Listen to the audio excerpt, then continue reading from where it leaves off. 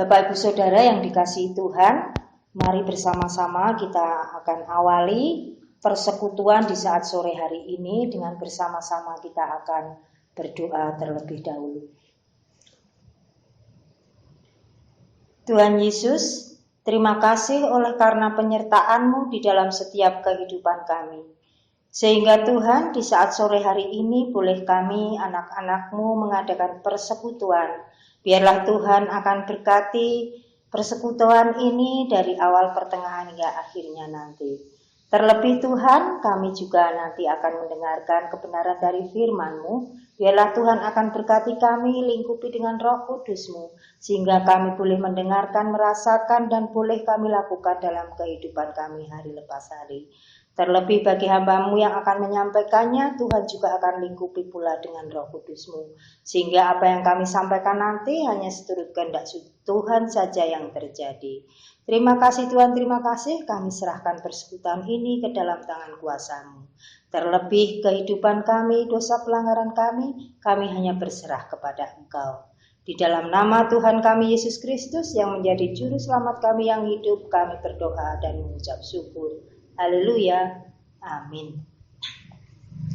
Bapak, Ibu, Saudara, dan juga anak-anak yang dikasihi oleh Tuhan, mari bersama-sama kita di dalam persekutuan saat sore hari ini, bersama-sama kita akan merenungkan firman Tuhan. Kita akan bersama-sama membaca di dalam Lukas pasal 23 ayat yang ke-46.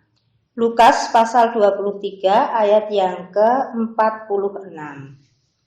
Lalu Yesus berseru dengan suara nyaring, "Ya Bapa, ke dalam tangan-Mu kuserahkan nyawaku."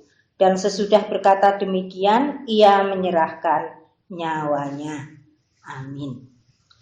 Bapak, Ibu, Saudara, dan juga anak-anak yang selalu dikasihi oleh Tuhan dan mengasihi Tuhan, untuk renungan saat sore hari ini di dalam persekutuan ini diberi judul atau tema, "Ya Bapa, ke dalam tangan-Mu kuserahkan nyawaku."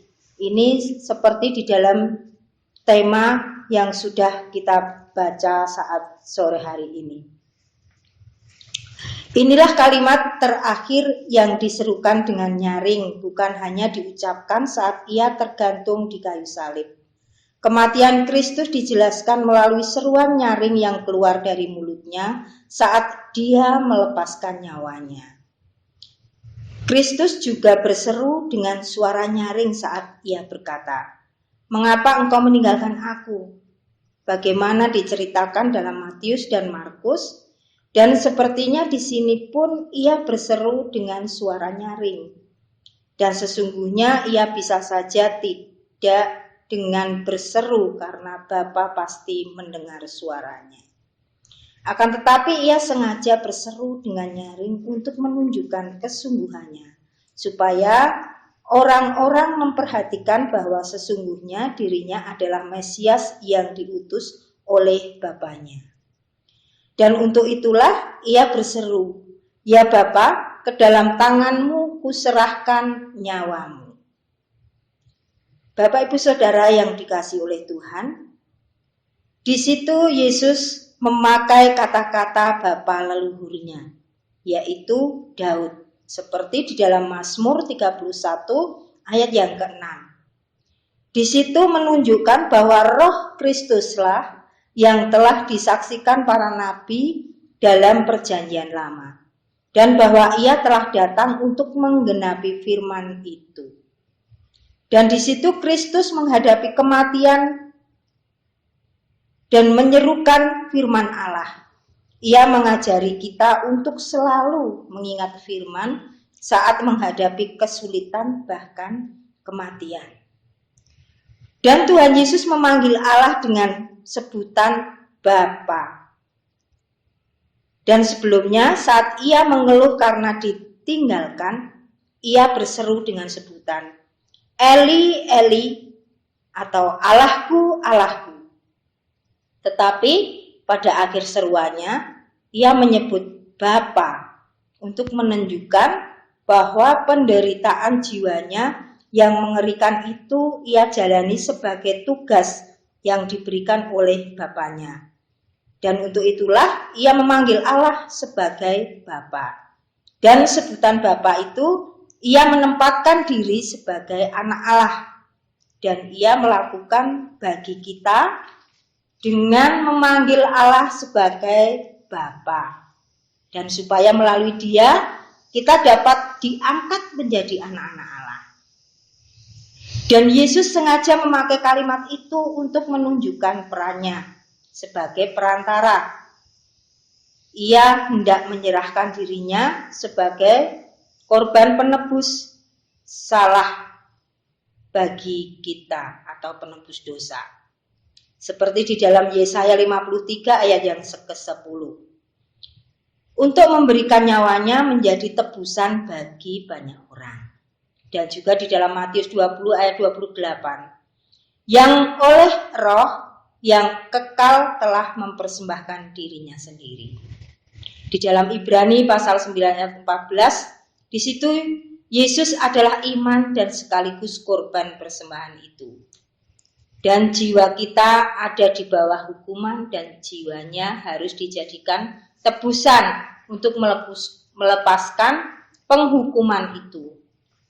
Dan harga yang mahal harus dibayar ke tangan Allah sebagai pihak yang dirugikan oleh pelanggaran dosa itu. Dan dialah yang membayar lunas semuanya itu kepada Allah. Dan dengan kalimat itu ia pun mempersembahkan korban. Seolah-olah ia mengulurkan tangannya ke atas kepala korban itu dan menyerahkannya. Aku meletakkannya, membayarkannya ke dalam tanganmu. Ya Bapa, terimalah nyawaku dan jiwaku sebagai ganti nyawa dan jiwa para pendosa yang kutebus melalui kematianku. Kristus mengungkapkan kerelaannya untuk mempersembahkan nyawanya sendiri. Seperti yang ditunjukkannya pertama kali ketika hal itu diajukan kepadanya. Seperti di dalam Ibrani pasal 10 ayat 9 sampai yang ke-10. Sungguh aku datang untuk melakukan kehendakmu yang olehnya kita dikuduskan. Yesus memperlihatkan bagaimana ia bersandar kepada Allah untuk dibangkitkan kembali olehnya. Dan melalui penyatuan kembali jiwa dan raganya, dia menyerahkan rohnya ke dalam tangan Bapaknya untuk diterima di Taman Firdaus dan dikembalikan lagi pada hari yang ketiga. Bapak, Ibu, Saudara, dan juga anak-anak yang dikasihi Tuhan, melalui itu semua Yesus memperlihatkan bahwa dia benar-benar memiliki sebuah tubuh jasmani dan juga jiwa yang terpisah dari manusiawinya. Demikianlah ia dijadikan serupa dengan saudara-saudaranya yang lain. Dan ia menyerahkan jiwanya itu ke dalam tangan Bapaknya di bawah perlindungannya untuk beristirahat dalam pengharapan. Dalam bahasa jiwa bahwa dirinya tidak akan dibiarkan terus di dalam dunia orang mati saat terpisah dari tubuhnya. Bapak, Ibu, Saudara, dan juga anak-anak yang dikasihi oleh Tuhan Yesus Kristus, Yesus telah memberi contoh dengan menerapkan kata-kata Daud itu untuk menunjukkan maksud kematian para orang-orang kudus dan mensucikan kata-kata tersebut untuk digunakan sebagaimana mestinya. Dan saat ajal mendekat, jiwa kitalah yang harus lebih diperhatikan. Dan hal yang terbaik yang dapat kita lakukan bagi jiwa kita adalah menyerahkan ke dalam tangan Allah sebagai Sang Bapa untuk dikuduskan dan dikuasai oleh Roh dan kasih karunia-Nya. Dan nanti saat ajal kita datang, kita harus menyerahkan jiwa kita ke dalam tangannya untuk disempurnakan di dalam kekudusan dan kebahagiaan.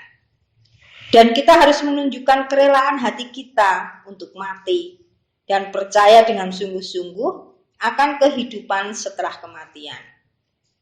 serta menginginkan kehidupan itu dengan berkata, "Ya Bapa, ke dalam tangan-Mu kuserahkan nyawaku."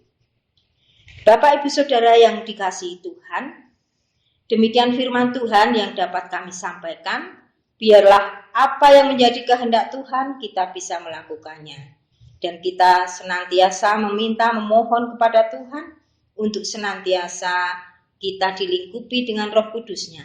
Sehingga kita semua dapat melakukan apa yang menjadi kehendak Tuhan. Biarlah Tuhan memberkati kita semua. Amin. Bapak, Ibu, Saudara, dan juga anak-anak yang dikasihi Tuhan, mari bersama-sama kita akan datang di hadapan Tuhan di dalam doa.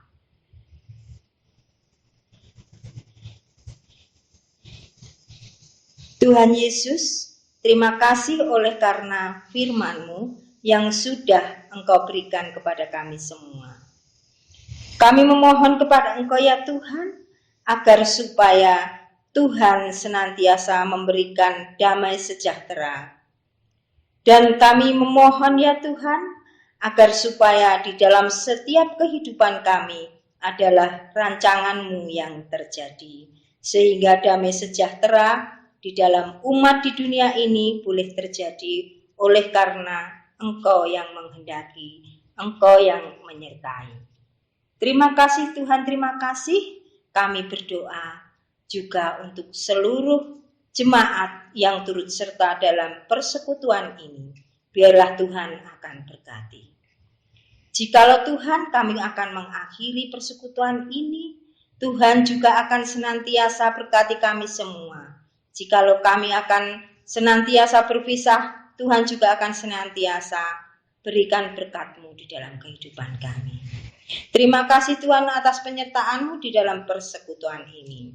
Hanya di dalam nama Tuhan kami Yesus Kristus kami berdoa. Haleluya. Amin.